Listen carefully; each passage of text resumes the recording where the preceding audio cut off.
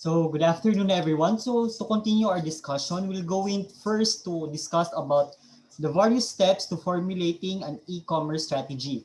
So in this particular presentation, we have particularly identified six major steps on how to going to formulate an e-commerce strategy in our business enterprises. So step one, we're going to make the initial decision to offer our products and services in the e-commerce platform.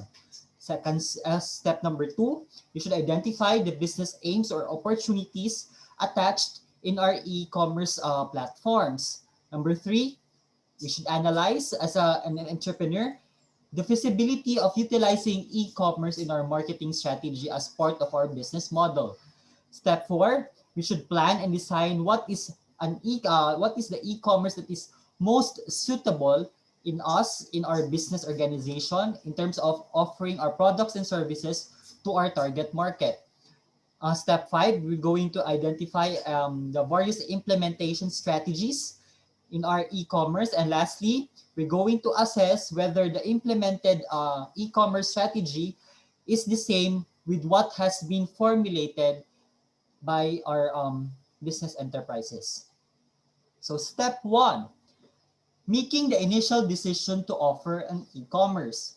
So a company or an organization may decide to offer its product and services in an e-commerce platform due to, number one, not to go for e-commerce at least for time being, to use the web just as a means of advertising, to open online stores to complement existing stores, to establish a separate online division within the company, and to dissolve their regular business and go for a full online business operation. So basically, there are several factors that needs to be considered by the company before deciding whether or not this particular organization or company will going to pursue an e-commerce strategy in their marketing platforms or marketing their products and services. So say for example, currently now that we are currently facing an pandemic due to the COVID-19, and hence a majority of the transactions being that are currently conducting online or using or utilizing various online platforms or e-commerce.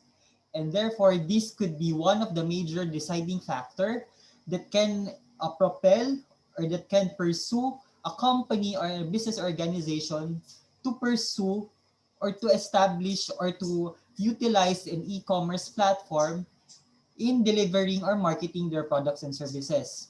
Because say for example, di ba, the movement of people nowadays are being restricted due to the various quarantine protocols.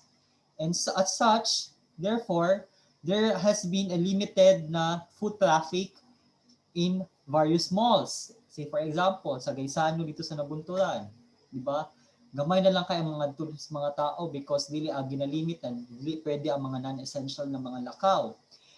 And therefore, this would really affect the sales of a particular company because they are also trying to compensate or cover various fixed expenses in their business operations. Say for example, kanang renta nila sa mall, maski na naa sila sale or wala, basically, magbayad magyapon sila sa ilahang renta. And therefore, that decision alone would propel the company if they're going to continue establishing or operating their brick and mortar stores.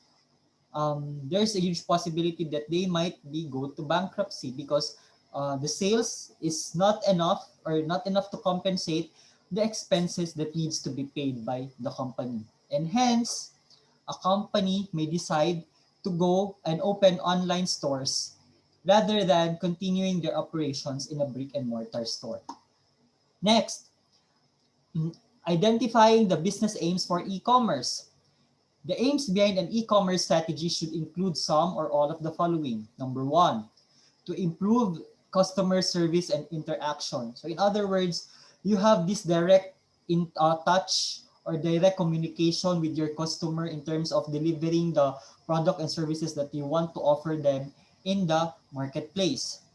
Number two, to increase brand awareness and awareness of the company. If you're trying to market, if you're trying to promote your products and services and on the online platform, basically there would be a wider reach, a wider scope in terms of your promotion of your brand and of your product. And therefore, in this particular scenario, you're trying to increase the brand awareness of your products and your services of your company, not just on your potentially specific geographic target market, but outside that particular locality. Say for example, imo ang original na target market sa imo ang negosyo kay sa Compostela lang o within Compostela lang, tapos nag-post ka in online platforms, say for example sa Facebook or sa Twitter, Instagram or even YouTube sa imuhang particular product and services, o palit mo ingon ana kay naa ako'y ingon ana. Say for example,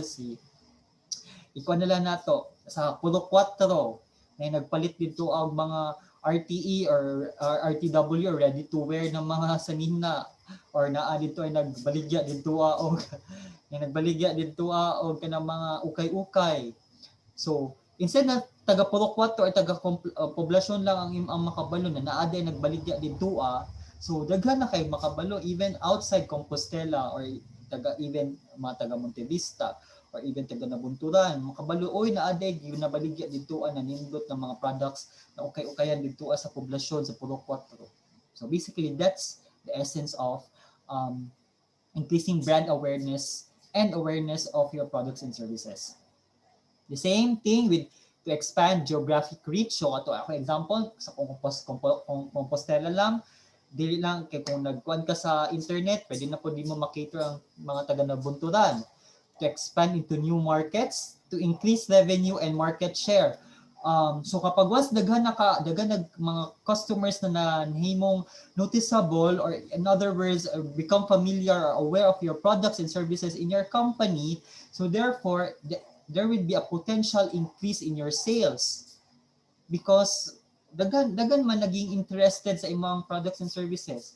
An increase in sales will yield to increased revenue, and pag once mataas na imong revenue, therefore, eventually your market share will also increase. Then, to be seen as an innovative and progressive company through being an e-commerce leader. Say for example, naka-familiar man mo anang sa mga online no, na say for example, aside sa Lazada or sa Shopee, kung nakakuan ba mo anang Grab, familiar mo ana, di ba? The Grab now is very very popular because they have been their business model is being integrated on an e-commerce. Say for example sa Grab Food, Grab Car, Grab Taxi, even kanang kuan, angkas. Kung familiar ba mo anang angkas? Angkas na kanang sa motor ba na mobiya ka ng mag-book kag angkas tapos magpahatod ka from one place to another. So basically that's what particular business models in terms of e-commerce would give you a convenience to your customers. You can interact well and even increase the customer satisfaction that will practically yield to customer satisfaction, customer loyalty, and hence increasing your market share and become a progressive e-commerce leader in the industry where you are operating. And lastly, you're going to compete with big rivals who are practically being considered as a market leader in the industry where you are currently being competing. The role of the company website in e-commerce are as follows. Number one, is it for the image? Do you need to be seen to keep up with technology and competitors? Is it purely for information? For example, to supply addresses and contact numbers? Is it purely for internal use or for by use of partner of the company? Is it to advertise products? In which case, exist customers the target, or is the objective to reach new customers? And is it to supply services?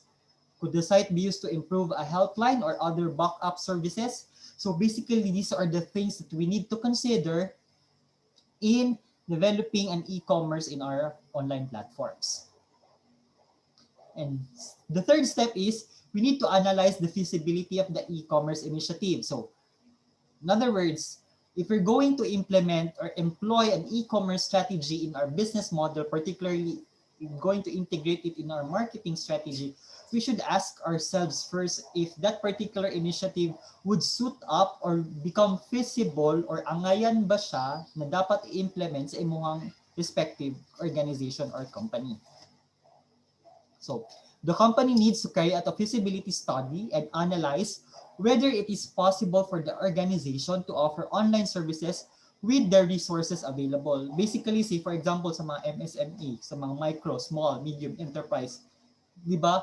They have these very limited available resources in their hand. So therefore, they should able to maximize the particular resources on hand in implementing various functional strategies such as marketing strategy in their business enterprises. And therefore, kailangan nila huna-hunaon, they should think first that whether their particular available resources would be sufficient or would be enough in implementing that particular e-commerce strategy sa ilahang business organization. Say for example, how can internet further my business objectives? Kung sa layman's term pa, unsaon pagtabang internet para makuha na ko akong mga goals and objectives as a business entrepreneur? What products and services will I offer and deliver in the internet? And how do I incorporate the web into existing lines of business, supply and existing channels of distribution? And lastly, how can I improve customer service and satisfaction that will eventually lead to customer loyalty and increase market share? So basically, those are the questions that you need to ask first within yourself, whether that particular strategy, that e-commerce strategy will become suitable or will become feasible in terms of your respective business context and your organization, given that especially for those MSME or micro, small, medium enterprises have these very limited available resources on hand. So basically, that's it. We're going to continue our discussion about the steps on the e-commerce platform on the next video that I will going to share with you. That's it for today and good day.